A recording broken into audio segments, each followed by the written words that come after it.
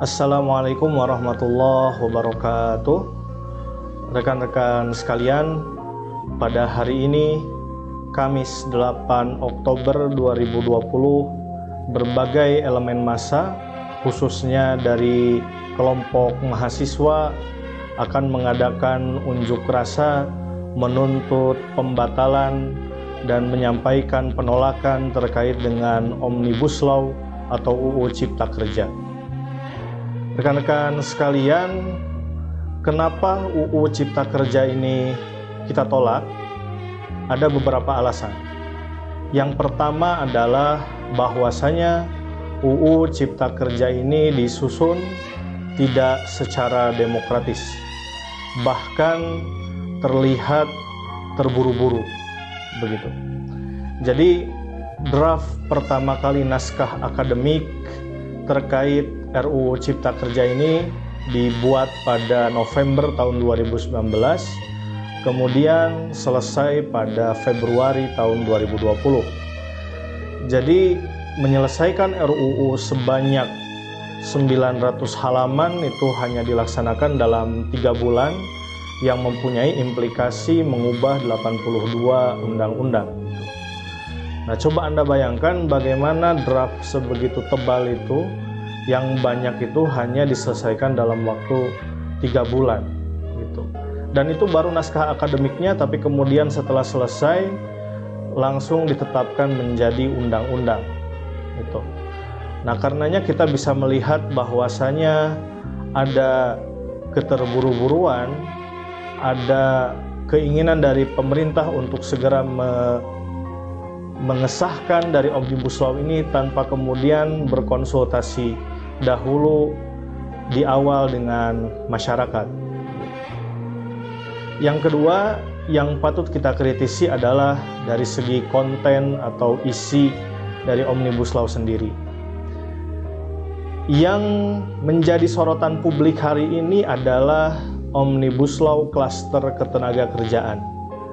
Saya pikir ini bisa menjadi sampel atau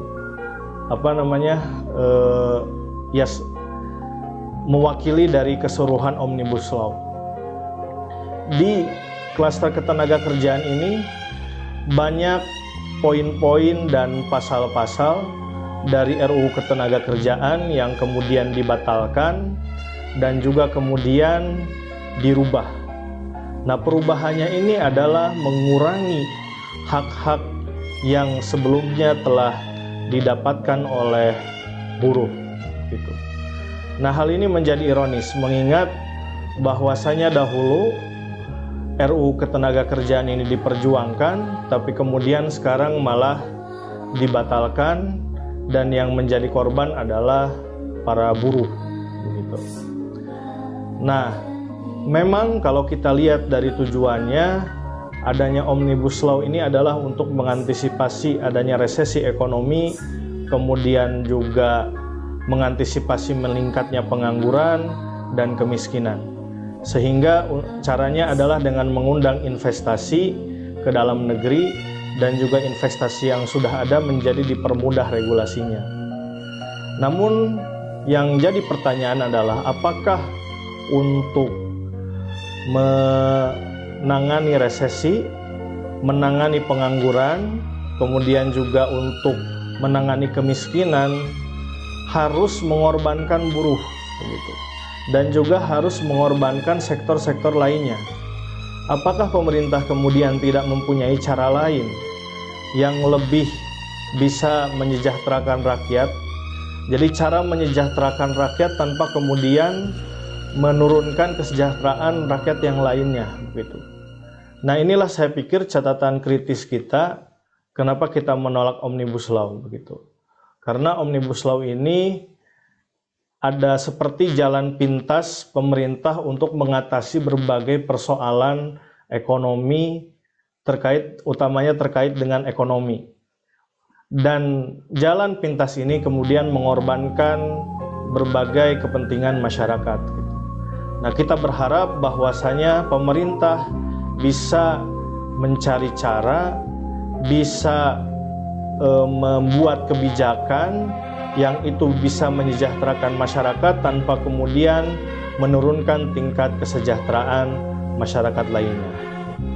Nah, itu alasan kenapa kita menolak Omnibus Law, dan saya mengucapkan selamat melaksanakan unjuk rasa kepada kawan-kawan mahasiswa dan kawan-kawan elemen masyarakat lainnya, terkhusus kepada Dewan Pimpinan Pusat Ikatan Mahasiswa Muhammadiyah, sesuai dengan instruksi bahwa hari ini dan juga seterusnya kita akan melaksanakan unjuk rasa kalau di pusat di Jakarta, dan bagi yang di luar Jakarta berarti di daerahnya masing-masing, begitu. Semoga adanya unjuk rasa ini bisa mengetuk hati pemerintah dan bisa kemudian membatalkan Omnibus Law yang sudah disahkan. Demikian dari saya, kurang lebihnya mohon maaf. Billahi fi sabilil haq, fastabiqul khairat. Assalamualaikum warahmatullahi wabarakatuh.